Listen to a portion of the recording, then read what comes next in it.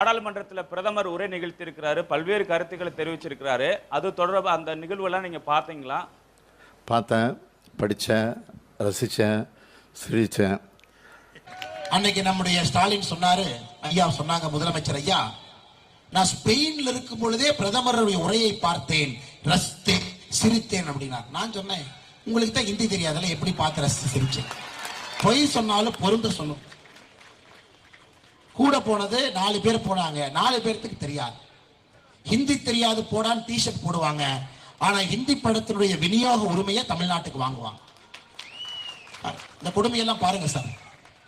அதனால் சகோதர சகோதரிகளே, இந்த போலி அரசியலை வேறறுக்க வேண்டிய நேரம் 2024. மொழிக் கொள்கை தெளிவா இருப்பாங்க. தமிழ் மொழியை எந்த காரணத்திற்கும் நாம் விட்டுக் கொடுக்க போவது கிடையாது. ஆனால் ஒரு குழந்தை 3வது மொழி 4வது மொழி இஷ்டப்பட்டு படிக்கும் பொழுது அதை தடுப்பதற்கான உரிமை நமக்கு இல்லைங்க ஐயா. என்ன படிக்க